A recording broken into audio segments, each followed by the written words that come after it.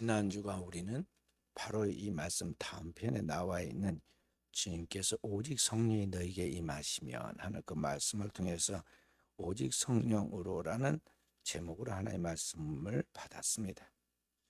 하나님의 나라는 말에 있지 않고 능력에 있는데 그 하나님의 나라를 교회를 통해서 이루실 때 그것을 어떻게 이루시는가에 대하여 그것은 인간의 힘으로나 인간의 방법으로 된 것이 아니라 오직 성령으로 되어진다고 주님께서 말씀하였습니다. 그래서 우리에게 성령의 권능이 임해야 한다고 말씀한 것입니다.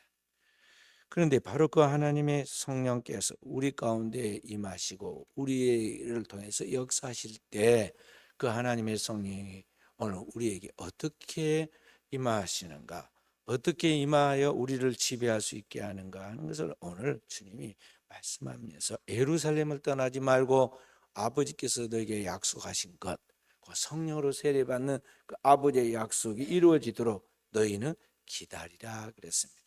막연하게 기다리라는 것이 아닙니다. 맹목적으로 기다리라는 것이 아닙니다. 주님께서 기다리라는 것은 뭐냐면 기도하며 기다리라 그런 말이죠. 위에서부터 능력이 덧입힐 때까지 기도하며 기다리라는 것이죠. 초대교회 성도들은 그 말을 알아들었습니다. 모이면 기도하고 흩어지면 전도하는 경건의 거룩한 습관이 몸에 밴 초대교회 성도들 알아들었어요. 그래서 주님께서 승천하신 후 감난산에서 돌아온 그 제자들이 마가의 다락방에 모여서 기도하기 시작합니다. 맨날이 못되어 너희가 성령으로 세례를 받으라 그 말씀대로 그들이 작정하고 기도를 합니다. 길게 기도할 줄 알았더니 쉽게, 너무나 쉽게 열흘 만에 하나님 응답이 나타납니다. 14절 말씀 함께 읽어봅니다. 14절 여자들과 예수의 어머니 마리아와 예수의 아우들과 더불어 마음을 같이하여 오로지 기도에 힘쓰더라. 그렇게 기도했더니 첫째는 하나님의 말씀이 임합니다. 그래서 사도 베드로를 통해서 그들에게 하나님의 말씀, 중요한 것이 뭔가에 대한 하나님의 음성을 하나하나 깨달아서 실천해 갑니다. 둘째는 그 교회의 조직을 보완해 갑니다. 12제자 중 하나, 예수님을 배반하고 팔고 자살했던 가룟유다 대신에 새로운 제자를 뽑아서 세웠는데 마띠아라는 제자를 기도하고 심지를 뽑아서 세웁니다. 그리고 그들이 하나님 앞에 계속해서 기도하며 나아가자 하나님께서 그들 가운데 성령을 부어주십니다. 그것이 사도행전 2장 1절부터 4절의 말씀입니다. 함께 읽어봅니다. 오순절 날이 이미 이름에 그들이 다 같이 한 곳에 모였더니 호련히 하늘로부터 급하고 강한 바람 같은 소리가 있어 그들이 앉은 온 집에 가득하며 마치 불의처럼 갈라지는 것들이 그들에게 보여 각 사람 머리 하나씩 임하여 있더니 그들이 다 성령의 충만함을 받고 성령의 말하게 하심을 따라 다른 언어들로 말하기를 시작하니라. 모든 성도들이 맨날이 못되어 말씀하신 대로 열흘 만에 오순절 날에 마가의 다락방에 기도하는 그들 가운데 급하고 강한 바람 소리와 함께 불의같이 갈라지는 성령의 불이 각 사람 머리에 임합니다. 그리고 그들이 성령의 충만함을 받게 되는데 내적 성령 충만함이 외적으로 표현이 나타났는데 그게 새 방언으로 말하기를 시작했습니다. 다른 어떤 언어가 아니라 대인 방언, 사람이 알아들을 수 있는 방언인데 그 내용이 뭐였냐면 하나님의 복음의 그 큰 말씀, 구원의 복음의 말씀을 전합니다. 그것이 2장 14절부터 나와 있는 21절까지 나와 있는 사도 베드로가 흩어져 있던 디아스포라 유대인들이 하나님의 절기인 맥주절에 예루살렘 와서 하나님 앞에 절기를 지키는 그 무리들에게 선포한 하나님의 복음의 핵심 캐리그마를 담대하게 단숨에 전하게 됩니다. 그리고 그 말씀이 성령으로 전해진 복음이기 때문에 그 짧은 복음의 말씀을 듣는 예루살렘에 모여있는 그 흩어진 유대인들이 그 말씀을 들을 때 회개가 터져 나왔습니다. 우리 어찌할꼬 37절의 말씀이죠. 36절까지 2장 36절까지 계속 사도 베드로의 설교가 이어지고 그 말씀이 끝나자 너희가 그 하나님 보내신 메시아 그 그리스도를 십자가에 못 박아 죽였다. 말하자. 그들이 어찌할꼬는 회개를 합니다. 그러자 베드로가 온유한 말로 그들에게 권유합니다. 뭐라고 전도합니까? 그것이 38절의 말씀입니다. 너희가 회개하여 각각 예수 그리스도의 이름으로 세례를 받고 죄사함을 받으라. 그러면 성령을 선물로 받으리니 하는 말씀이에요. 그렇게 해서 그 복음의 말씀을 들은 그들이 회개할 뿐만 아니라 그들의 죄를 사함받기 위하여 나와서 예수 그리스도의 이름으로 세례를 받고 죄사함을 받았는데 하루에 3,000명씩 죽게 돌아오는 초대교회의 조직과 부흥의 역사가 이루어지게 된 것입니다. 자, 오늘 말씀은 뭐냐면 어떻게 그와 같이 그들이 하나님의 성령에 충만한 지배를 받아 영적인 새로운 출발을 하고 하나님의 거룩한 교회를 섬겨 나갈 수 있었느냐 하는 것이죠. 그 내용이 뭐냐는 거죠. 그렇게 될 수 있었던 어떤 사건, 계기가 있는데 그게 뭐냐 하는 거죠. 성경은 바로 그것을 성도의 기도라고 가르쳐주고 있어요. 저희가 다 예루살렘에 모여서 기도하였다는 것이죠. 기도하고 성령의 임하기를 기다렸습니다. 몇 날이 못 돼요. 근데 우리는 사실은 그러한 것들에 분명한 터닝 포인트가 체험적으로 우리에게 이루어져야 하는데 많은 크리스찬들이 교회를 다니고 있고 습관적으로 신앙생활을 하지만은 이게 불분명해요. 예수 그리스도를 믿기 이전과 예수 그리스도를 믿고 난 이후, 그리고 그리스도 예수를 믿고 난 다음에 그 이후의 삶이 분명히 낮과 밤이 다르듯이 달라지는데 이런 것들이 없다는 것이죠. 그래서 자존심만 하늘을 찌르고 자기 자랑만 대단한 것 같이 포장하고 있지 내면은 썩어 있어요. 그래서 현대 기독교인들을 보고 예수님이 2000년 전에 유대인들에게 말씀하였던 그 말씀이 오늘의 우리에게도 통하는 말씀이에요. 뭐라고 말씀합니까? 회칠한 무덤들이요, 외식하는 서기관과 바리새인들이요, 껍데기는 말짱 깨끗한 멋있고 웅장하고 굉장히 세련된 가문 있는 집안의 모습처럼 보이는데 내면의 속을 열어보니 온갖 부패한 송장 썩은 그런 추악한 모습과 냄새나는 것과 부패한 시신 썩는 물만 가득 고여 있다는 거죠. 오늘의 우리들의 내면의 모습이에요. 그래서 주님 우리에게 뭐라고 말씀하면 너희 속을 깨끗이 하라. 그래야 겉도 깨끗하리라. 우리의 내면에 물과 성령을 거듭나는 새 사람으로 새로운 피조물로 서라는 거죠.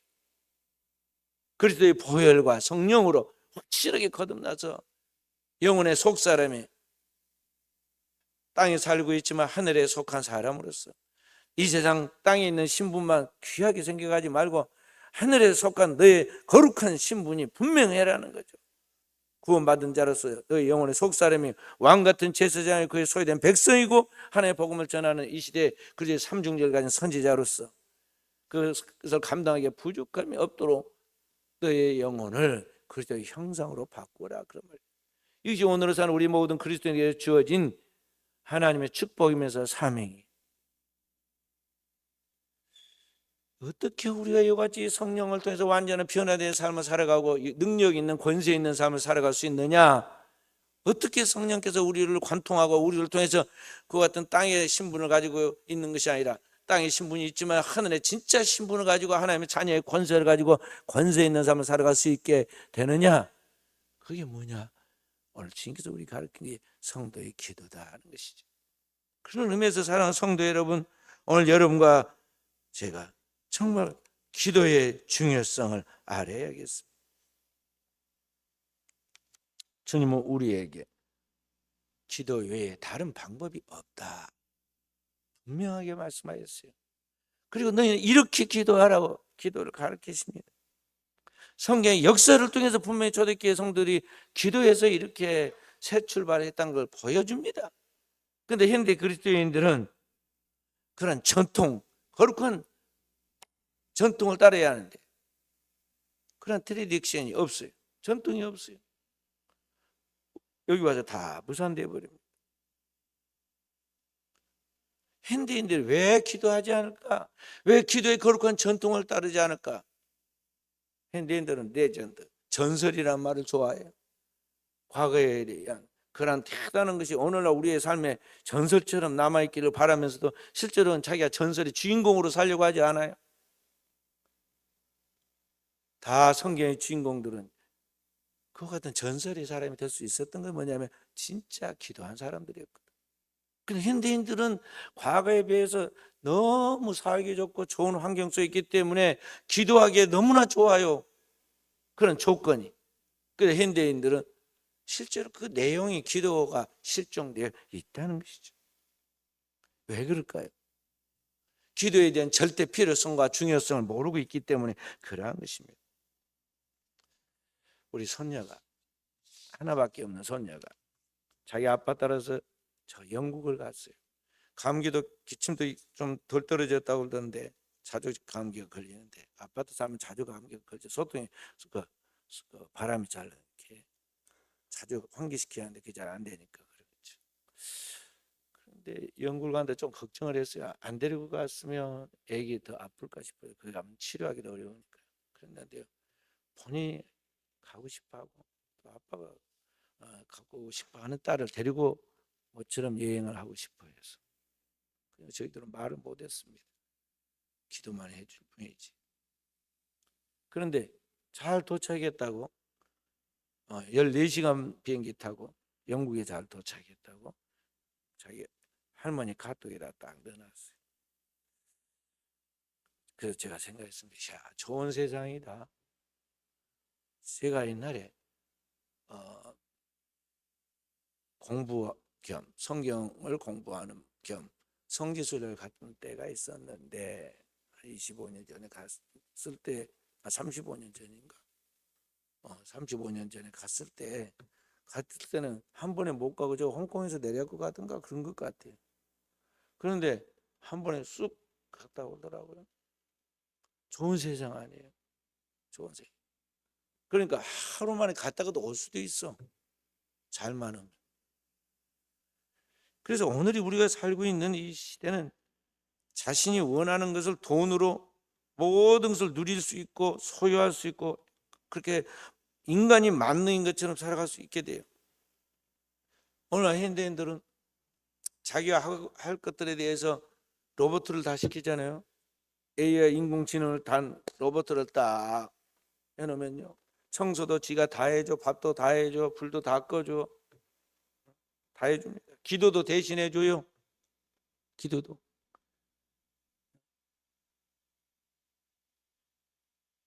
AI 인공지능 거기다가 챗봇에다가 말이죠. 딱 오늘 기도 순서인데 내가 제목을 보니까 설교 제목을 기도하면 기다리는데 좀 여기 대해서 기도에 대해 한번 알려줘. 그러면 말이죠. 그럴듯하게 기도를 쫙 해가지고 딱 띄워줍니다. 딱 띄워줘. 내가 기도와 기다림에 대해서 설교해야겠는데 이거 어떤 내용으로 하면 좋은지 말해줘. 그럼 말이죠. 설교 한 편을 아주 한 편만 해준 거 아니라 막 둘, 셋, 네 개까지 대안을 다 해고 딱 해준다고 그래요. 난 안 해봤는데 컴퓨터 잘하는 우리 후배 목사님이 그러더라고. 얼마나 편리한 세상이에요. 하나님도 그냥 내 앞에 오라먹고 가라면 가고 나 안 죽고 싶으니까 계속 살게 해주면 산다고 하면 살게 해줄 것 같이도 보이잖아요. 좋은 세상이야. 살기가 편리하고. 제 차는 조금 오래돼 가지고 그런 기능이 없지만 후배 목사님들 차를 타보니까요. 저보다 한 등급 낮은 차인데도 좀 조금 신형차, 또 어떤 사람 나보다 한 등급 위에 차인데 그것도 신형차들은요. 타기만 하면 지가 말을 다 알아서 해주더라고요. 나 어디 가는데 목적지를 딱 불러요. 그래 알려주니까 말만 하는데 그냥 쫙 알려줍니다. 그러면 거기에 대해서 찾아가지고 말 딱 하면 예 아니요만 하면 딱 출발해 가. 가다가 제가 오늘 날씨가 괜찮아는 거 모르겠다. 그렇게 한마디 했더니 말이죠. 옆에서 오늘 날씨 알려줘. 그러니까 말이죠. 연양동 오늘 날씨는 뭐 몇 도고 습도는 몇 도고 막 다 알려줘. 가는데도 알려주고. 야 얼마나 살기가 좋아요. 옛날에는 그런 걸 잘 몰라서 말이죠. 옛날에 어른들 쓰는 달력은 전부 다뭐 바닷물이 몇 시에 며칠 날 들어오고 조금은 뭐고 뭐는 뭔데 그 다 적어놨잖아요. 그래서 지금은 그런 거 필요 없어. 다 그냥 알려주니까 일주일 후에까지 다 알려줘. 그래서 인간이 이 발달된 문명과 문화의 혜택 속에서 현대 과학과 힘으로 인간이 할 수 없는 게 아무것도 없이 대단한 것 같이 보이지만은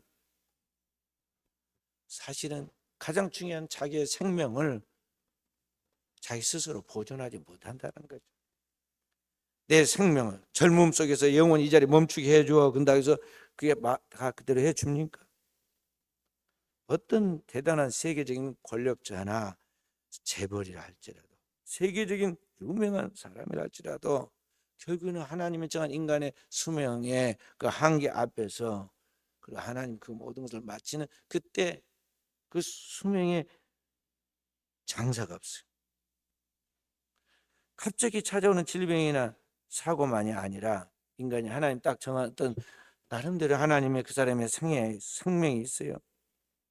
그러면은 그 순간 죽음이 코앞에 딱 와서 있을 때 자기가 직감을 합니다. 내가 이제 더 이상 살기 어렵구나. 아무리 발버둥 쳐도 내가 죽을 때가 됐구나. 딱 자기는 알아. 그래서 자기 생명을 살아보려고 자기 인맥을 동원하고 지식을 동원해서 최고의 유명한 병원, 최고의 유명한 의사를 만나가지고 자기 생명을 연장시켜 보려고 하지만은 자기가 붙잡으려고 하면 할수록 그 생명은 찰랑거리면서 더 멀리 떠나간다. 점점 멀어져 가는 자기의 모든 것들이 다 사라져 가는 것을 보면서 그 인생의 허망함과 허무함을 느끼게 되죠. 그러면서 저녁이 되면 아침에 오는 것이 두렵고 아침이 되면 내가 저녁 살아있음에 감사함과 함께 저녁까지 갈 수 있을까에 대한 그러한 두려움이 있어요. 모든 인생들이 그 길을 걸어간다. 미국의 뉴욕에 있는 리디머 장로교회라는 교회 담임 목사님 팀 켈러 목사님이 자신의 성공적인 인생의 50년의 생애를 잘 선거서 정점에 서 있을 때 자신도 병들고 아내도 병들어서 죽게 생겼었잖아요. 그리고 아무리 발버둥쳐 해결의 방법이 없어요. 그때서야 진짜 하나님 앞에 생명을 놓고 간절한 기도를 하게 되는데 너무 늦었어요. 그래서 그가 남긴 마지막 글을 그 많은 저서를 남겨 세계적으로 우리 한국에도까지 영향을 미쳤는데 그 고백이 뭐였느냐면 기도를 자기가 많이 했어야 하는데 기도를 많이 했어야 하는데 그걸 못했다는 것이죠. 그 자신이 그 기도를 가장 중요한 우선적인 것을 소홀히 하고 뒤로 미뤘던 것에 대한 미련함에 대해 후회했어요. 그리고 하나님의 기대에 너무나 미치지 못한 자신의 그러한 것들을 뼈저리게 후회했지만 결국에는 하나님의 그 코에서 생기를 걷어가니까 이 세상을 떠나가고 말았죠. 그분만 그러하느냐? 이 땅에 살아가는 모든 사람들이 자신의 삶의 진짜 문제의 원인이 무엇인지 내게 부족한 것이 뭔가에 대해 모르고 우선순위를 지금 바꾸고 있다고. 가장 지금 내게 필요한 것은 돈이라고 생각하는 사람이 대다수야. 돈이 부족한 것이 아니에요. 지금 가장 중요한 것이 뭐냐면 내게 있어서 우선적으로 중요한 것은 뭐냐면 기도 생활이 선행되어서 내게 기도를 통해서 하나님의 영이 충만하게 와서 나를 지배했어야 하는데 기도가 부족하다는 것. 이게 가장 중요한 걸 깨달아야 하는데 성도가 그 기도 생활을 소홀히 하고 있다는 거죠. 그리고 나중에 걸로 알아요. 나이 들어서 병이나 들고 또 어떤 힘이 없어서 다른 일거리가 없을 때 할머니 할아버지가 됐으면 그때는 직장도 다 넣고 이제 시간도 많으니까 그때 할 것으로 생각하지만은 그게 어리석다 이 말이죠. 오늘날 우리의 삶에 수많은 일들이 내 생에 원천에 내 벌어지고 고통을 주고 괴로움을 주는 게 다 뭐냐? 오늘 여러분 가지고 진짜 살아계신 하나님 앞에 기도 생활을 해야 하는데 그 기도 생활의 부작용, 부재에서 오는 부작용이에요. 말을 빨리 하려고 하니까 앞뒤가 막 바뀌려고 그래요. 기도 생활이 부재하니까 부작용이 생긴다니까. 온갖 추악함과 육신의 욕망을 따라 살아가면서 내 안일함과 잘못된 것이 계속 반복되면서 오는 중독들이 오늘 내 삶을 계속 헝클어뜨리고 있다는 것이죠. 인간이 아무리 나는 새도 떨어뜨린다는 그러한 권세를 가진 사람이라 할지라도 하나님이 그 코에서 딱 호흡, 산소를 걷어가 버리면, 생기를 걷어가면 사람 아니야. 그냥 시체, 물건이고, 예? 아주 무서운, 빨리 덮어버리고 없애버려야 그러한 시체 덩어리단 말이죠. 하나님 그 코에서 생기를 걷어가면 수혜질 가치가 어디 있느냐? 하나님 그러셨어요. 우리가 지금 숨쉬고 있는 게 이게 엄청난 기적이다. 이 코에 산소가 들어가고 공기가 들어가서 숨을 들숨날숨을 계속 반복해서 순간순간 살아가고 있다는 거, 그것이 살아있어서 내 뇌파에 의식을 주어서 내가 생각할 수 있다는 거, 언어로 말할 수 있다는 거, 두 발로 걸어갈 수 있다는 거, 하나님을 경외하며 찬송할 수 있다는 거, 이게 얼마나 큰 은총인지를 알아야 돼. 그것뿐만 아니라 내가 진짜 그런 가운데 하나님 앞에 기도하고 나갈 때 하나님의 성령이 나에게 주의 뜻이 무엇인가를 생각나게 하고 그 뜻대로 살 수 있도록 힘을 주고 그 뜻대로 살아감을 통해서 우리의 삶에 하나님의 능력과 은사가 나타나서 하나님의 나라가 완성되게 하는데, 그렇게 살 수 있는 거 얼마나 큰 거룩한 성도의 삶인가를 우리가 알아야 한다는 것이죠. 그래서 오늘의 우리가 이 어둠의 세상에 빛이 되고 이 방황하는 세상, 썩어가는 세상에 소금이 되어야 하는데, 문제는 오늘 그리스도인이 그 역할을 제대로 감당하는가 하는 것이죠. 주님 우리에게 사랑하는 자, 내 영혼이 잘된 것이 네가 범사에 잘되고 강건하라 그랬는데, 과연 내 영혼이 그와 같이 안녕한가 하는 것이죠. 물어봅시다. 옆 사람과 인사해 봅시다. 당신의 영혼은 안녕하십니까? 영혼이 잘 돼야 돼. 사대교회다. 주님이 뭐라 하냐면 살았다는 이름은 가졌으나 실상은 죽은 자로다. 인류의 원역사에 인간들이 하나님 살기 좋은 세상에 살다 보니까 죄악이 관영해서 살만해지면 인간은 타락하고 죄 짓는다고. 그래서 죄가 넘쳐나니까 하나님이 그들을 멸하시는데, 왜 멸하시느냐? 그들의 영혼에 하나님의 영이 거하셔서 하나님의 형상과 모양으로 재구실을 해야 하는데, 창세기 6장 3절에 보면 그들이 죄로 말미암아 하나님의 그들을 떠난지라. 하나님의 영이 떠나가니까 그들은 죽은 자가 되는 거야. 살았다 하는 이름은 가졌으나 죽어 있어요. 그러니까 하나님께서 그들을 쓸어버립니다. 홍수로 다 멸하시는데 하나도 하나님 슬퍼하지 않으셔. 왜냐하면 어떤 사람이 시체를 갖다가, 죽은 송장 시체를, 물론 종종 뉴스에 보면 그걸 갖다 냉장고에 보관하고 어디다 보관해갖고 나중에 경찰들이 수사했고 찾아낸 사람도 있기도 하지만은, 그건 아주 좀 정신적으로 좀 문제가 있는 분이시고, 정상적인 사람이란 시체를 오래 두지 않아요. 어떤 사람은 2일 만에 땅에 묻고 어떤 사람은 3일 만에 묻고 그걸 처리하죠. 그러니까 하나님께서 인류를 홍수로 깨끗하게 쓸어버려요. 영이 죽어 있기 때문에 살아도 산 것이 아니다 그 말이죠. 오늘이 우리의 모습이 아니냐 하는 것이죠. 그래서 오늘 우리는 정말 모든 삶의 우선순위로 우리가 내 영혼이 하나 앞에 균형 잡힌, 영혼이 잘되고 범사 잘되고 강건한 그런 영적 삶을 살아가도록 경건에 이르기를 연습해야 돼. 오늘 일을 내일로 미루지 말고 당장 실행해야 한다는 거죠.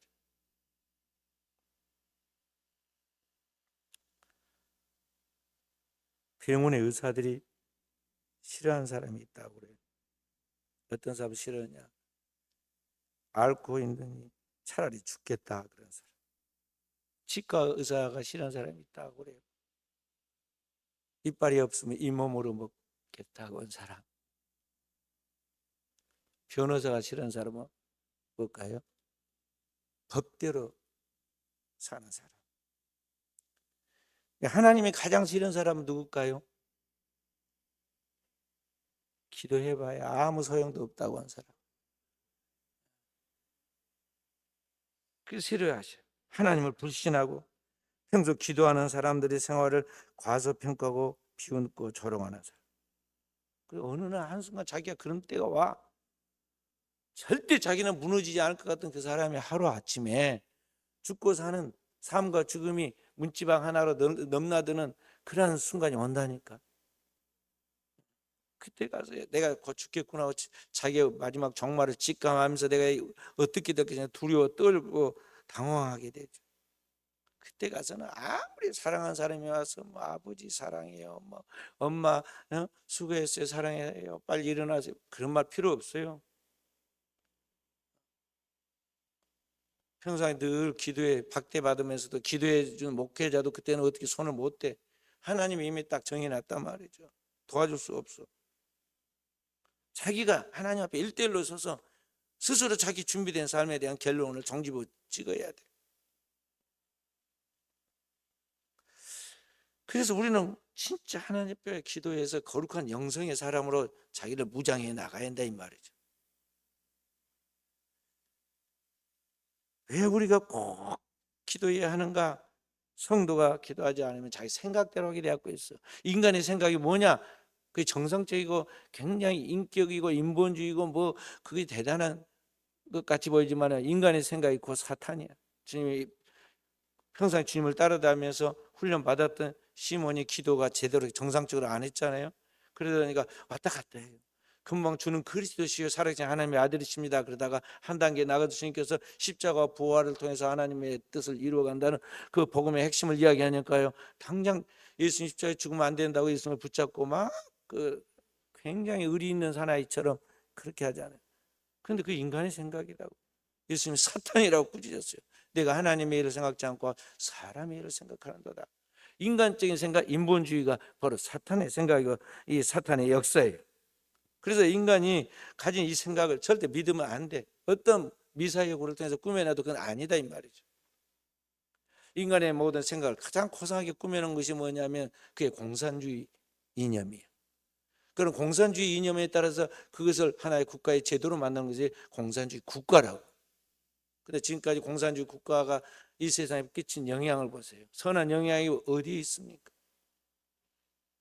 겉은 그럴듯한데 결국 내부를 파보면 수많은 죄와 악으로 인해서 이 세상이 고통스럽게 돼가지고 이 세상의 사람들 위협하잖아요.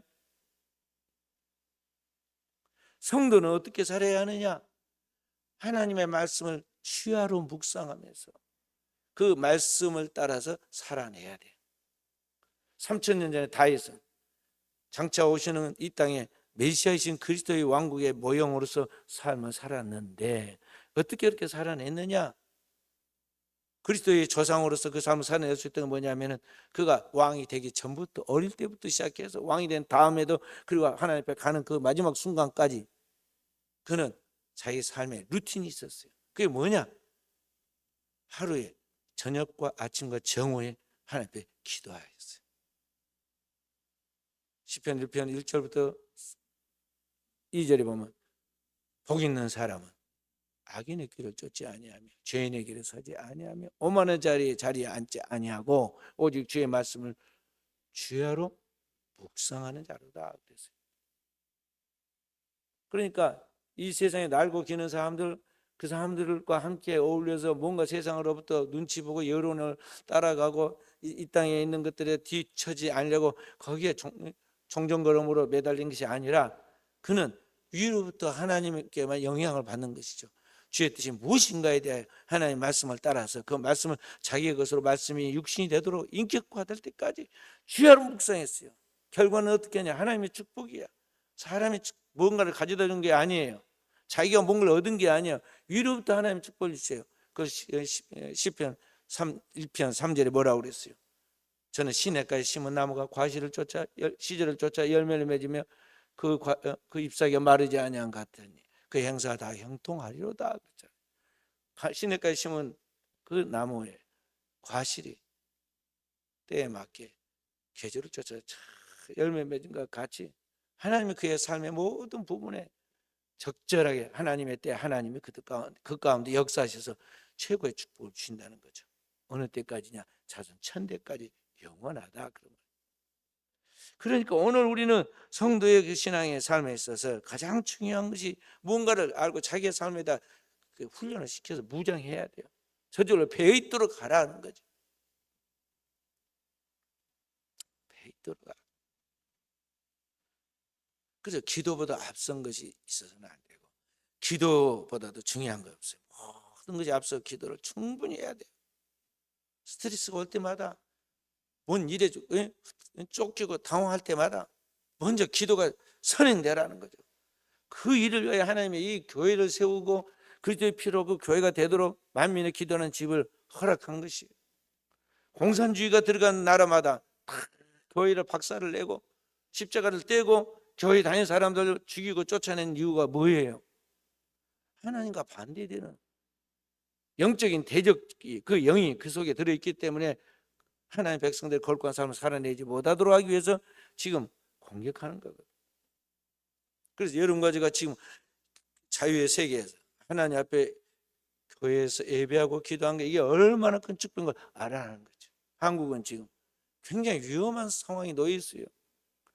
저 북한에는 공산주의 국가가 직접 핵무기를 들고 흔들고 있고, 그 뒤에는 후원자인 러시아가 있고, 그 옆에는 장차 이 나라를, 옛날에 뭐 전쟁을 통해서 또 우리나라를 빼앗으려고 했던 청나라, 당나라, 뭐 무슨 나라, 원나라가 막 있어서 계속해서 우리나라를 침략했듯이 우리나라를 먹어버리려고 지금 계속 중국의 몇 개 사단이 저 백두산이 너머에 대기하고 있다고. 그런데 우리나라는 겁도 없이 막 공산주의 국가하고 좀 무비자 입국을 허락해서 마음대로 오고 가게 해요. 그 중에는 조선족들도 있는데 한국말을 하니까 저게 간첩인지 한국 사람인지 어떻게 하겠어요? 그럴 뿐만 아니라 지금 너무나 우리나라가 여러 가지 면에서 대한민국이 하나님 앞에서 확실한 하나님의 백성으로서의 정체성이 아직 정립이 안 된 상태에 놓여 있다 이 말이죠.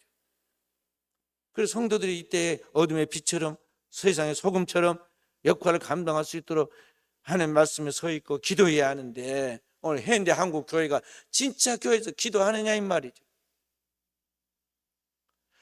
무엇을 먹을까 마실까 입을까 어떻게 하면 세상적으로 좀 더 다른 사람보다 앞서가고 많은 걸 소유하고 조금 더 다른 사람들한테 유명하게 여김을 받을까, 이런 것이나 종종걸음을 걷고 쫓아다니지 과연 주님 앞에 기도하기 위하여 새벽 미명에 달려오느냐 이 말이죠.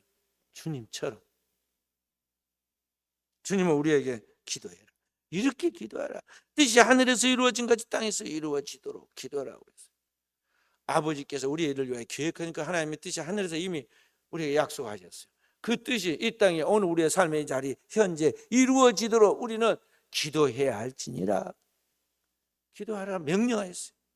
아무리 하나님이 약속하셨고 하나님이 축복하셨지만 그것이 우리가 기도하지 않으면 그게 성립이 안 되는 거예요. 여기에 성도가 정말 주님 앞에 무릎을 꿇고 기도할 이유가 있는 것입니다. 요새 다니엘 기도가 유행한다고 계속 다니엘 기도 한단 말 제가 들었어요. 그러나 한 번도 들어보지도 않고 보지도 않고 관심도 없어요. 왜 그러냐? 다니엘이 모범입니까? 우리 기도의 모범은 예수님이시지. 예수님은 새벽 미명에 일어나서 기도하고 밤에 맞도록 기도하시고, 처음 우리를 구속하기 위하여 공생을 시작할 때 40일 동안 금식하며 줄이고 기도하셨어. 그래서 말씀으로서 마귀를 물리쳤잖아요. 그렇게 기도해야지. 다니엘이 21일 동안 기도해서 응답받는 게 아니라 기도하다가 보니까 20일 만에 그 기도가 응답이 됐다는 다니엘이 이야기야. 또 기도를 안 하니까 누군가가 그걸 만들어내 가지고 그렇게 하자고 하고 뭘 영상으로 보여주고 뭐 한 것 같은데, 그거 따라하기를 하면서 막 자유해하는 거죠. 그래도 우리 교회는 기도한다. 저는 사실 그 정도로 만족을 못해. 성도들이 40일 아니라 100일도 기도하고 1000일도 기도해야지. 그런데 봄, 가을이라도 최소한 40일 동안이라도 목적을 가지고 기도해야 하면 우리가 경건의 습관을 그래도 가질 것이라 생각해서 제가 교회 목회 시작하면서부터 계속 그걸 시작했어요. 하나님은 많이 기도하면 얼마나 기뻐하시겠어요. 그러나 하나님은 두세 사람이 모인 것이 다 함께 하시고 두 사람이 합심하여 기도하면 하나님의 하늘에서 들으신다고 그랬어요. 그래서 우리 성도들이 진짜 교회에서 기도해야 돼. 믿음으로 기도할 때 오늘 우리 안에 하나님의 말씀에 대한 진정한 거짓 없는 믿음이 생기게 되고 그 믿음의 기도를 통해서 하나님의 기적이 우리에게 따르게 되는 것입니다. 로마서 10장 17절에 믿음은 들음에서 나고 들음은 그리스도의 말씀으로 말미암아 온다 그랬어요. 복음의 말씀을 듣고 그 말씀을 믿고 기도할 때 하나님은 살아계셔서 그 말씀을 우리에게 열매 맺고 응답되어서 실천되도록 하신다는 것이죠. 그 사랑하는 성도에 우리가 깨어 기도해야 합니다. 기도하지 않고 모든 것을 하는 것은 실패를 예정하고 있는 일이라. 오늘 기도 없이 무슨 말을 하든지 하는 것은 다 그 사람의 말은 장차 뭐가 되느냐? 거짓말이 되고 변명이 되게 되었겠어요. 왜냐하면 기도 없이 했기 때문에 그 진리의 말씀이 아니고 그 말을 하나님 책임져 주지 않기 때문에 자기 말이었기 때문에 그렇게 되는 것이죠. 사람이 거짓말을 하려고 한 게 아니에요. 말을 지킬 수 있는 능력이 없다는 거죠. 자기가 말한 것을 신뢰할 수 있는 능력이 없어. 그러니까 회피하거나 거짓말하거나 그렇게 되는 거죠. 그러나 기도하고 하나님께 주신 말씀을 가지고 하나님의 말씀을 믿는 믿음으로 말한 것은요, 자신도 믿지만은 하나님이 그 말에 책임을 져주시오. 입술에 열매를 짓는 나 여호와가 말하노라. 그러잖아요. 입술에 열매를 지어. 그래서 다윗은 기도한 사람이었기 때문에 나의 마음의 묵상과 입술의 간구가 주께 연락되기를 원하나이다. 그랬죠. 그렇게 해서 다윗이 그냥 도망을 치면서도 위기에 빠져가지고 그 가정 파탄이 일어나고 그래서 자녀에게 쫓겨 도망을 가면서도 그냥 지나가면서 말해요. 주여 아이도벨의 모략을 어리석게 하옵소서. 지나가면서 말해 그들이 이루어집니다. 믿음의 사람은 믿고 기도하고 말한 것을 하나님이 책임을 져주신다는 것이죠. 말씀을 마칩니다. 사랑하는 귀한 성도 여러분, 여러분과 제가 마치 나방이 자기의 껍질을 벗고 날아서 창공을 날듯이 변화되어야 하는데 우리의 삶의 체질이 육의 사람에서 영의 사람으로 바꿔져야 합니다. 우리의 겉사람을 넘어서서 속사람이 그리스도의 형상으로 부장되어야 돼요. 그런 모든 것을 통해서 하나님의 성령의 지배하는 성령의 사람이 되려면 어때야 하느냐? 기도에 대한 방법이 없다는 거죠. 우리가 깨어 기도해야 하는데 기도하지 않은 것이 죄입니다. 기도하시는 죄를 결단코 범치 않겠다고 늙은 나이 많은 사무엘이 백성들 앞에서 선포하고 끝까지 기도했던 것 같이 오늘 저와 우리 사는 성들은 기도를 쉬지 않아야겠습니다. 기도하여 하나님이 나와 함께 하신 우리와 함께 하시는 우리를 통해 일하시는 것을 경험해야겠습니다. 내가 믿고 체험한 것을 우리는 사람들에게 거짓 없는 믿음으로 증거하고 선포해야겠습니다. 그때 성령께서 우리를 통하여 가정 구원의 역사, 지역의 복음화, 민족과 세계의 구원의 하나님의 거룩한 뜻이 이루어지게 될 줄로 믿습니다.